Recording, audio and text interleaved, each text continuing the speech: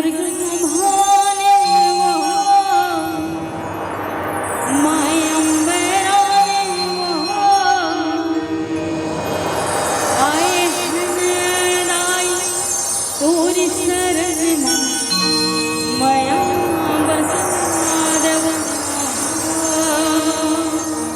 मोरी दुर्गा भवानी माय अम्बे रानी माय दुर्गा भवानी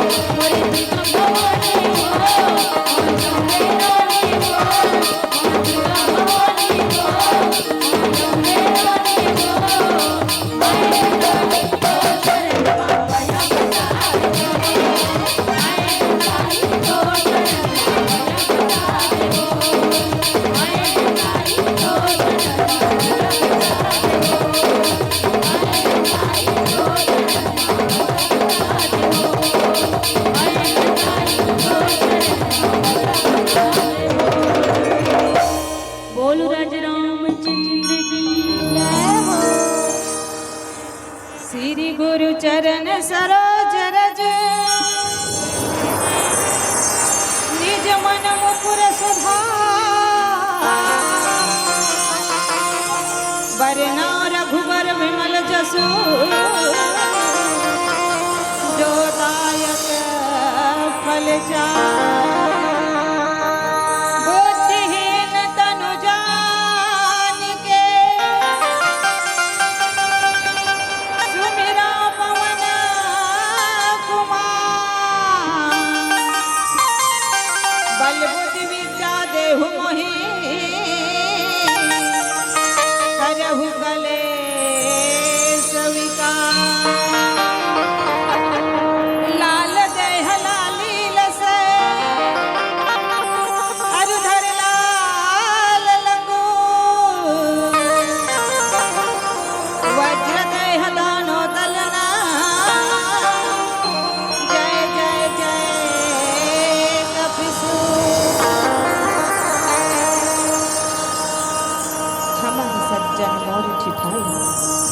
सुनहि बाल वचन मन लाई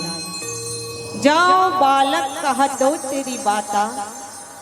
सुनहि मुदित मन पितु अरु माता कहाँ रघुपति के चरित अपारा कहाँ मति मोर निरत संसारा कवि हो ना चतुर कहावा मति अनुरूप राम गुणा अनुचित बहुत होवई अज्ञाता क्षमहु क्षमा मोहि संत समाजा क्षमहु क्षमा मोहि संत समाज। अखिल ब्रह्मांड के नायक मर्यादा पुरुषोत्तम श्री रामचंद्र जी के असीम कृपा जो आज आपके